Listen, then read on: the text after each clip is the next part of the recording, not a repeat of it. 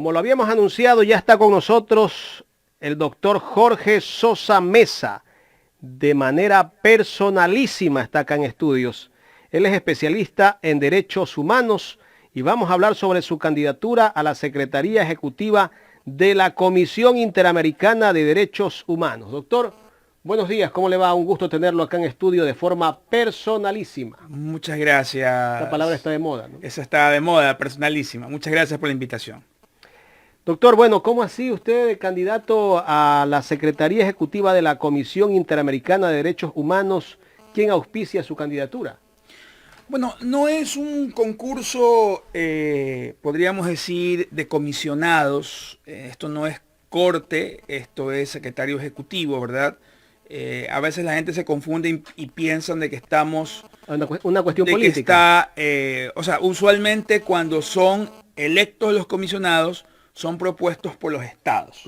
Sí, pero se abrió el concurso para secretario ejecutivo de la comisión, que es el que maneja administrativamente la comisión, aunque técnicamente maneja también mucho del proceso, podríamos decir, que se desarrolla dentro de la comisión.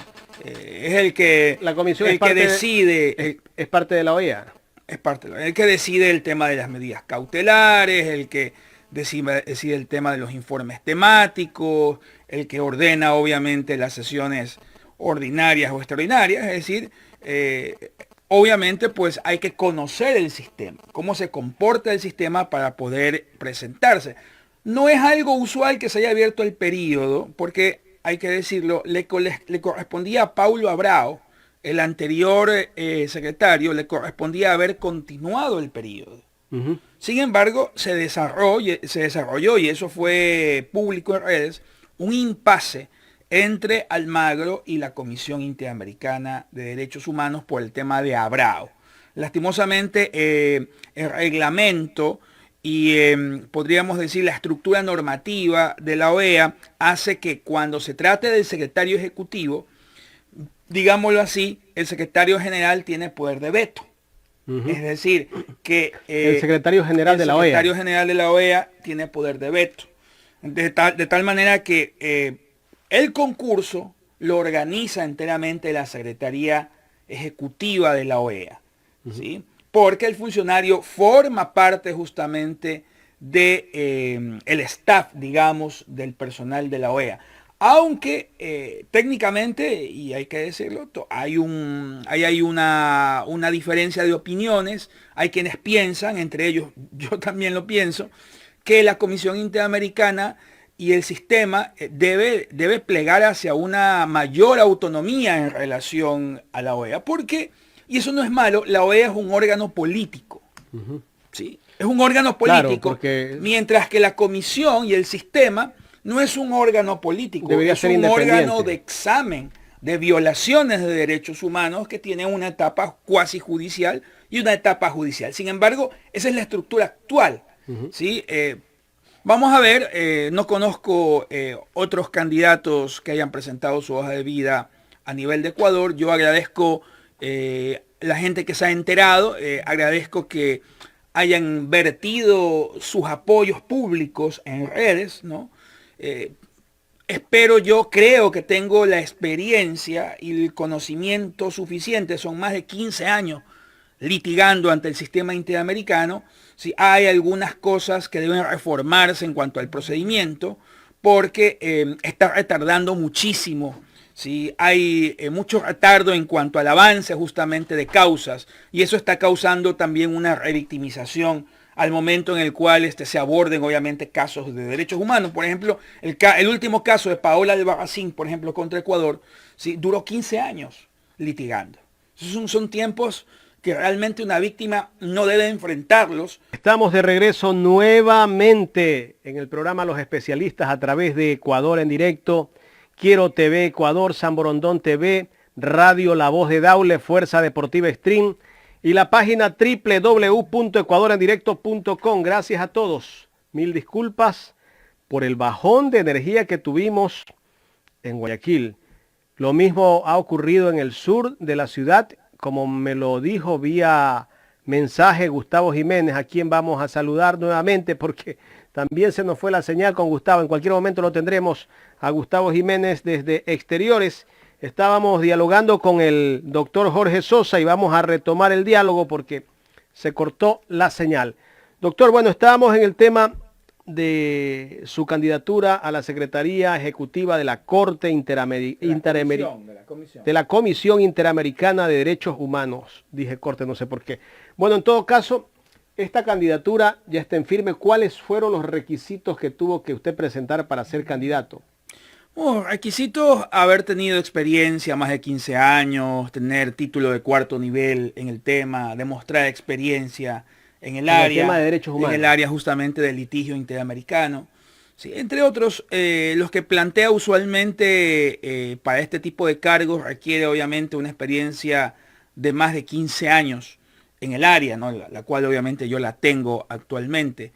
Y mi idea, obviamente, en mi carta de postulación, como bien se lo dije hace un momento, es llevar a cabo reformas importantes dentro del sistema interamericano, especialmente en la comisión, un poco acortar los plazos, un poco tal vez poner límites hacia otro tipo de fases que están generando un retraso en el sistema interamericano, especialmente en la comisión. Como le daba yo el ejemplo de Paola Albarracín, más de 10 años litigando para los familiares, ni siquiera para la víctima, sino para los familiares, porque la niña se suicidó, ¿no?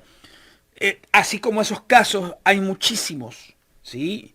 Especialmente relacionados con Ecuador, con Colombia, con Perú. Entonces, el sistema no puede convertirse en un medio de revictimización. No nos olvidemos que son víctimas que vienen ya siendo proscritas del propio sistema judicial, de sus propios países. O sea que para poder llegar al sistema, uno tiene que haber agotado por lo menos algún recurso interno, ¿sí? Y ese agotamiento de recursos internos para las víctimas dentro de un país, por lo menos son 4 o 5 años.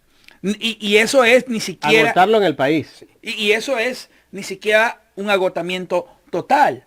Entonces, si la víctima va al sistema y el sistema, por ejemplo, el propio sistema interamericano la obliga a litigar 10, 12, 15 años, yo como sistema la estoy revictimizando. Es decir, en vez de haber acudido a una respuesta eficaz y pronta, el mismo sistema se convierte en una especie de tortura para la propia víctima, para el propio peticionario. Entonces, ¿en dónde está? Obviamente, esto ya es producto de mi experiencia. Hay que reformar el reglamento de la comisión poniendo algún tipo de plazo muy claro para cierto tipo de etapas que no tienen actualmente un tiempo límite. Entonces, por ejemplo, en el pedido inicial de revisión, solamente en el pedido inicial de revisión, muchas peticiones superan los 5 o 6 años solamente para la primera providencia en lo que es Comisión Interamericana.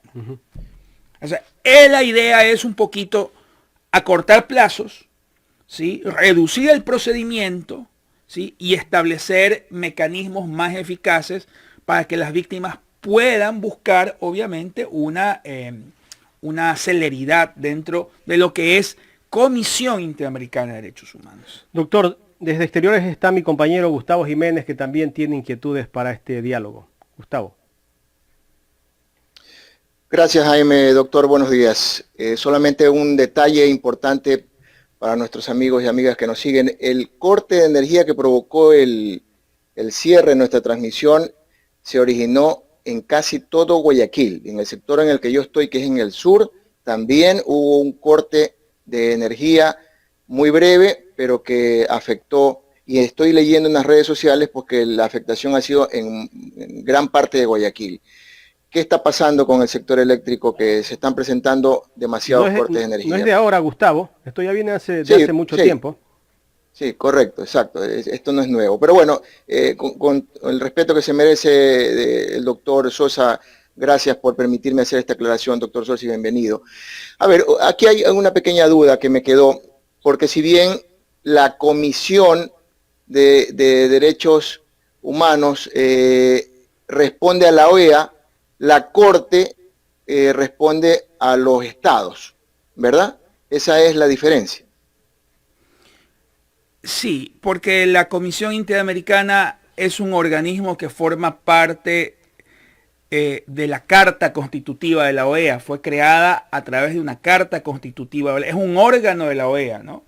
Sin embargo, posteriormente, cuando se adopta la Convención Americana de Derechos Humanos, ya en el 78, se crea la Corte Interamericana de Derechos Humanos como un organismo efectivamente totalmente independiente y autónomo. El problema es que el sistema ha sido creado de tal manera que para poder usted llegar a Corte Interamericana, usted tiene que presentar la denuncia por Comisión Interamericana. Ojo, que hay algunas voces, y hay que decirlo, hay algunas voces técnicas que incluso hablan de la eliminación de la comisión, como pasa en Europa. En Europa, por ejemplo, no hay comisión, Comisión Europea de Derechos Humanos, solamente hay Corte Europea. De tal manera de que las víctimas presentan directamente las reclamaciones ante la Corte Europea. El sistema interamericano es bicéfalo, es decir, que para poder yo llegar ante la Corte Interamericana, debo primero presentar la denuncia ante la Comisión, que a través de mecanismos de filtro, admisibilidad, fondo, una vez que hay un informe final, es la misma comisión la que presenta el caso ante la Corte Interamericana. A la víctima se le permite coparticipar como partícipe procesal. Entonces, ese sistema, el criterio de muchos técnicos es que está duplicado, es decir, que hay una duplicidad del trámite entre comisión y corte. La idea un poquito es, ¿sí?, no obviamente abordar el tema de la desaparición de la comisión. Me parece que es demasiado radical, porque la comisión tiene también otro tipo de elementos importantes, como por ejemplo hacer informes temáticos, las medidas cautelares cuasi judiciales.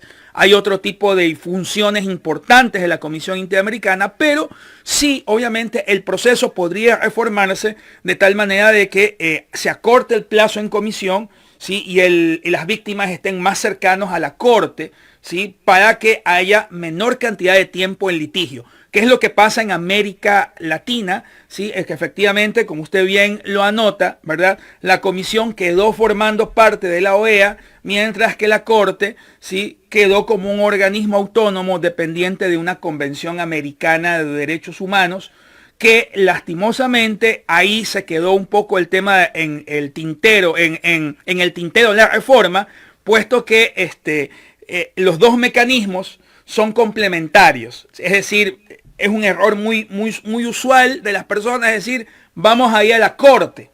Por lo menos en América Latina eso es imposible, porque para yo presentar una denuncia ante la corte, tengo que pasar obligatoriamente por el filtro de la Comisión Interamericana. Muy bien, entonces usted está postulándose a la Secretaría Ejecutiva de la Comisión, de la Comisión, que es un órgano efectivamente de la OEA. Así. Muy bien, Jorge, hay que corregir el generador de caracteres que estamos poniendo, porque le estamos poniendo como secretario de la Corte, y no es así, ¿no? A ver, doctor, el expresidente Rafael Correa, que fue muy crítico de estos organismos internacionales, específicamente de la CID, hoy en día, que se ve afectado por los juicios que ha tenido, ha manifestado que va a buscar la asesoría de la Corte Interamericana de Derechos Humanos, y como usted muy bien lo ha explicado, esto tiene que pasar primero por la comisión para luego ser elevado a la autoridad máxima, que en este caso es la que promulga ya la sentencia o cualquier pronunciamiento jurídico. Pregunto a usted por ser experto en esto. El expresidente Correa ha dicho que en el Ecuador se está judicializando la política y se están violando jurisprudencias latinoamericanas. ¿Qué tan cierto es esto? Siempre cuando hablan del tema de Rafael Correa, yo quiero anotar el lado bueno de la crítica de Rafael Correa en su momento. Una crítica que yo también la hice, y que incluso producto de esa crítica, que fue a nivel latinoamericana, fue constante, la comisión mutó un poco sus procedimientos, ¿sí? Por ejemplo, siempre se cuestionaba por qué la comisión está en Washington. Es un problema. Yo tuve un problema con algunos, podemos decir, algunos de las víctimas que patrocinaba. en alguna audiencia que me convocó la Comisión Interamericana, de que no les dieron la visa para acudir a la audiencia. ¿Sí? Es decir, es un órgano de derechos humanos dentro de un Estado, ¿sí?, con niveles restrictivos de acceso para poder entrar a los Estados Unidos de Norteamérica, aparte del costo que significaba ir hacia Estados Unidos, a la ciudad de Washington, en donde está obviamente la Comisión Interamericana de Derechos Humanos, ¿no? Lo que planteó el expresidente Rafael Correa, y yo también lo dije públicamente en algún par de canales de televisión, es que la comisión tenía un poco que variar o itinerar un poco la manera como estaba sesionando. Es decir, variar la sede o cambiar itinerantemente la forma de sesionar, que efectivamente lo hizo la comisión, ¿no? Hoy, por ejemplo, bueno, hoy no por la pandemia, pero hace unos 4 o 5 años la comisión comenzó a sesionar ya no en Washington.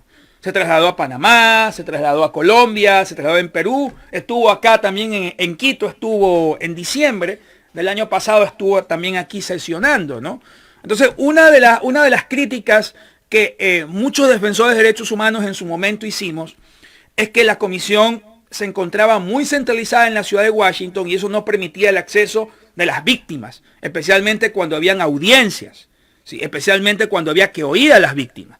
Y ese fue un tema que Rafael Correa lo planteó y me parece correcto, ¿no? El otro tema que también lo ha planteado Rafael Correa y el que yo estoy también totalmente de acuerdo, sin eliminar la comisión, es que hay procedimientos duplicados que hacen que el proceso sea demasiado extenso, ¿sí? Y entonces la comisión o muta el procedimiento o desaparece. O el camino de la comisión es desaparecer o ser eliminada para que pase un poco a homologarse a lo que pasa en Europa, que no existe comisión y que las víctimas van directo, obviamente, a la Corte Interamericana de Derechos Humanos. Ya en el tema del caso Sobornos, ¿sí?, creo que no soy penalista, pero casi la mayor parte de los penalistas coinciden, obviamente, que hay violación de principio, por ejemplo, de congruencia en el tema del tipo penal, que es un poco atropellada la inclusión de la figura del influjo psíquico, una figura que de alguna manera fue superada en un momento del derecho penal, ¿verdad? Y que básicamente hay bastante cuestionamiento, incluso desde organismos internacionales, de la rapidez de la sentencia del caso Sobornos, que coincide justamente con la época electoral. Ya en ese plano, más allá justamente del tema de fondo, yo sí coincido, porque yo obviamente también soy abogado litigante acá en el país, que a todos los abogados nos parece excesivamente raro una casación en una semana, ¿sí?, o una apelación en 4 días. O sea, son cosas que llamaban muchísimo la atención, un proceso que probablemente haya sido el más rápido en la historia del Ecuador. Obviamente refleja críticas y refleja dudas de si realmente el caso fue un caso que buscaba proscribir actos de corrupción o se trató del empleo de lo que le conocen lawfare, de los instrumentos obviamente legales para buscar la persecución de enemigos políticos. Lamentablemente el caso da para sospechar del caso, entre ellos por los plazos que no son muy comunes en ninguna materia litigiosa en el plano ecuatoriano. Al no ser usted un abogado que maneje el tema penal, ¿cuáles son las funciones del secretario ejecutivo de la Comisión Interamericana de Derechos? Bueno, administrar la comisión, evidentemente la parte económica, la parte del personal, la parte procesal de la comisión es muy importante. Por ejemplo, la Secretaría Ejecutiva se encarga de la admisión de todas las peticiones. La Secretaría Ejecutiva es el primer filtro para que una petición avance, ¿verdad?, dentro de la etapa de estudio. Y luego el sistema está hecho así. En realidad los comisionados no conocen de una petición, sino hasta cuando ya hay el primer informe de admisibilidad y probablemente de fondo. Una de las cosas que la mayor parte de los ciudadanos no conocen es que probablemente la Secretaría Ejecutiva maneja el 50% del proceso del sistema interamericano, porque es el que tiene que tramitar, ¿sí?, es el que tiene que decidir sobre qué peticiones pasan a la etapa de admisibilidad y luego administrar lo que se conoce como etapa de fondo. O sea, procesalmente el secretario ejecutivo o la secretaría ejecutiva maneja prácticamente el 50% del proceso que culmina ya en una sentencia ante Corte Interamericana de Derechos Humanos. ¿Y quién da paso? ¿Quién elige finalmente al secretario? El secretario ejecutivo depende en este momento del concurso que organiza la Secretaría General de la OEA. Como bien usted lo especificó, al ser un organismo de la Comisión, al ser un organismo de la OEA, la Comisión Interamericana, sí, en realidad viene a ser parte del staff de quienes conforman la OEA. Han habido críticas, lo estábamos comentando justamente hace un momento, que la OEA es un organismo político, mientras que la Comisión es un organismo cuasi judicial que examina obviamente violaciones. Todavía existe ese conflicto que en algún momento debe ser solucionado, en que debe haber mayor autonomía del sistema interamericano y de la Comisión para que no ocurran obviamente conflictos entre las decisiones o la política exterior que puede manejar la OEA, que cada secretario tiene el derecho de imponer la impronta que debería imponer, obviamente si es electo, pero que eso no choque, que eso no genere un conflicto con lo que son el examen de las violaciones efectivamente a derechos humanos. ¿Se puede explicar entonces, doctor, que debido a ese manejo político, los procesos que se presentan ante la Comisión y luego ante la Corte para dar su fallo final tienen un proceso muy largo para dar una respuesta? Por decirle algo, un hecho reciente que todavía los periodistas no entendemos, ¿por qué no se ha pronunciado la Corte ante la muerte de los periodistas de Diario El Comercio en la frontera con Colombia, donde se denunció inclusive por parte del Estado el abuso de estos grupos guerrilleros y la pérdida de vida de estos periodistas, y otros casos más de periodistas en el país, en Ecuador, que han sido presentados ante la Comisión Interamericana de Derechos Humanos y que todavía están en revisión? Se abrió una comisión especial, Ecuador invitó a una comisión especial, hay un informe preliminar sobre el tema justamente de los periodistas asesinados, en el cual le da responsabilidad al Estado ecuatoriano. Sin embargo, como usted bien lo dice, el mecanismo obviamente hasta para que pase a ser sentencia tiene todavía un tiempo, porque procede, por lo menos el tema que usted me habla de los periodistas, procede de un mecanismo especial de revisión o de observación a través de una visita in loco o in situ, en el cual el propio Estado ecuatoriano invitó efectivamente a un grupo de la comisión a que pueda entrevistarse con los familiares, pueda entrevistarse y pueda incluso hacer una inspección en el lugar de los hechos y generar un informe. Ya hay un informe, efectivamente, pero ese informe preliminar que no lo ha cumplido el Estado ecuatoriano, como usted bien lo dice, tendrá que pasar el procedimiento para que pueda en su momento originar una reparación desde el punto de vista judicial, ¿sí? Que solamente podrá hacerlo cuando llegue a la Corte Interamericana. Esa es parte de las reformas que podrían hacerse, por ejemplo, en Comisión Interamericana, de que cierto tipo de mecanismos especiales pasen directamente a ejecución a la Corte Interamericana, ¿sí? No tienen obviamente ese tratamiento actual, por lo tanto hay que esperar todavía algún tiempo más hasta ver que ese caso, el caso de los periodistas asesinados del comercio, pueda traducirse en una posible sentencia ante Corte Interamericana. Parte de eso es lo que me animó justamente como experto a presentar mi candidatura, porque me doy cuenta de la necesidad que hay de que los mecanismos que maneja la comisión, que son muy buenos, tengan un tratamiento más eficaz y más directo para que no haya esa revictimización de quienes acuden obviamente al propio sistema interamericano. Doctor, finalmente, el ciudadano común que ve afectado por temas de derechos humanos, ¿cuál es el paso que debe seguir para poder elevar esta denuncia o queja a la comisión para que luego la comisión haga su observación y pase a la Corte finalmente? ¿Existe en el Ecuador alguna oficina o hay que hacerlo de ley en Washington? El mecanismo actualmente, la comisión ha instrumentado un mecanismo virtual, ¿verdad? Que se llama sistema de peticiones individuales. Las personas que cumplan con ciertos requisitos, como por ejemplo haber agotado recursos internos, ¿sí? Que haya caracterización de violaciones de derechos humanos, es decir, que se demuestre que es una violación a derechos humanos, que se establezca que efectivamente se agotaron vías internas, pueden presentar vía online el reclamo y suscribirse para que en línea pueda haber el seguimiento obviamente de su trámite, ¿no? Lamentablemente sí se necesita algún grado de asesoramiento técnico, porque la comisión es un organismo técnico.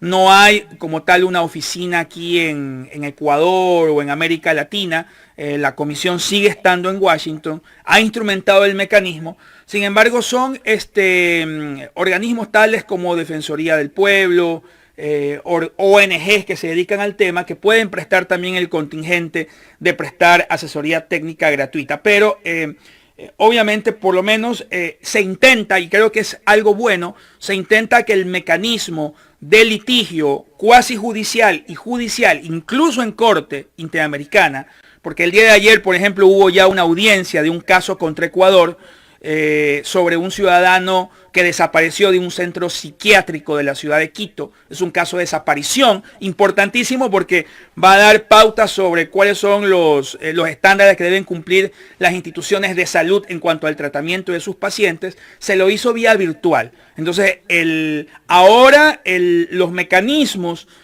tanto judiciales como cuasi judiciales que forman parte del sistema, están buscando ser automatizados vía telemática, de tal manera de que la presencia del ciudadano in situ en Washington o en Costa Rica sea mínimo, y con eso obviamente se evita el costo, ¿sí? Se evita obviamente el impacto del costo de trasladar obviamente o de trasladarse completamente a estas ciudades.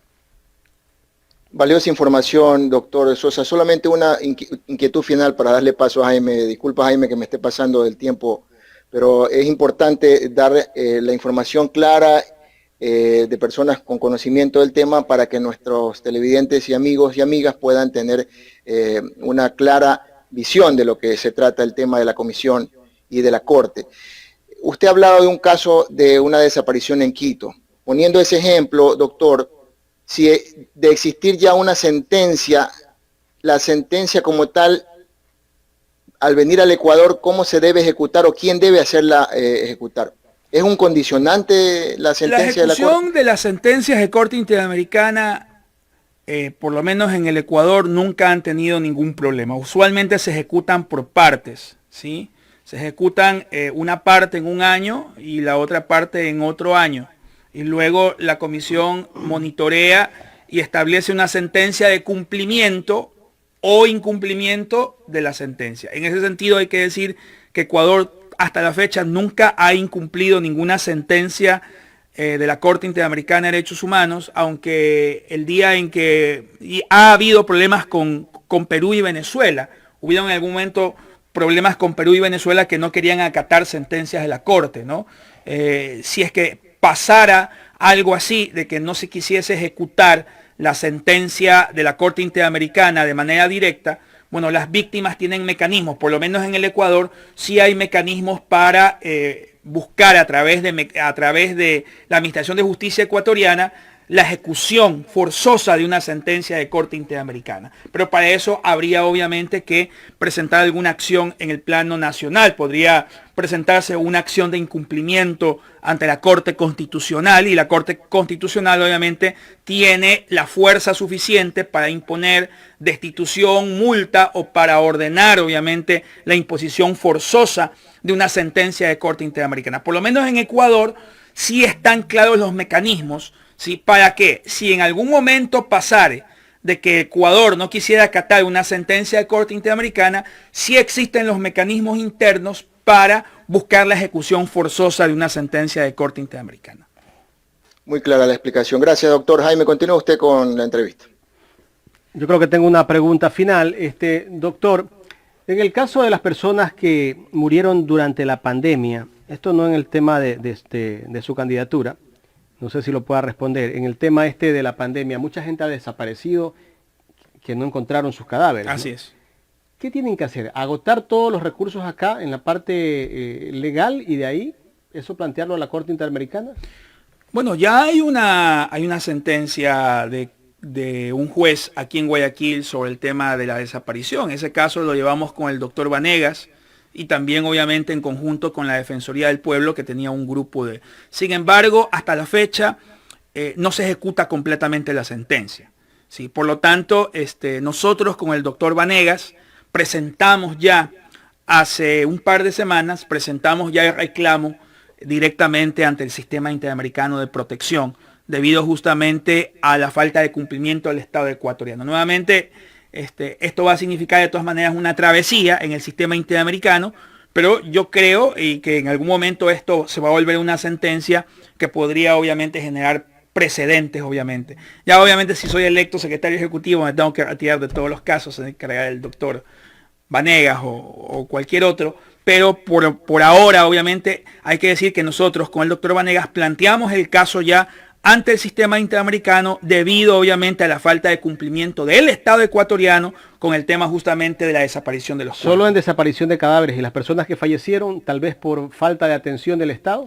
Eso es otra cosa, pero eso tendrían obviamente que reunirse. Otros procesos son. ¿Sí? Tendrían que ¿Y hay reunirse. demandas de eso también? Yo no conozco todavía si es que alguien ha presentado una demanda ante el sistema interamericano por el tema de falta de atención o de mala práctica médica producto de la pandemia. Pero obviamente lo que sí hemos presentado con el doctor Vanegas es ya el reclamo ante el sistema interamericano a partir justamente de la desaparición de los cuerpos de quienes fallecieron obviamente en la pandemia, y el Estado ecuatoriano a través de sus hospitales obviamente prácticamente confundieron y degradaron obviamente esos cuerpos hasta obviamente la consecuencia actual de que todavía no se los puede identificar. Todavía no se los puede identificar y probablemente no se los puede identificar porque hay algunos factores biológicos y físicos que van a impedir una completa identificación. Algunos los cambiaron, incluso los incineraron y después aparecían como que estaban sepultados en un cementerio.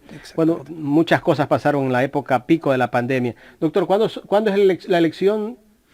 Esto se va a desarrollar todo el mes de diciembre. Técnicamente en el cronograma de la OEA aparece el 15 de febrero como la fecha de posesión del nuevo secretario, ¿sí? Por lo tanto será todo lo que constituye el 2020 y enero y febrero del 2021 se va a desarrollar obviamente el concurso.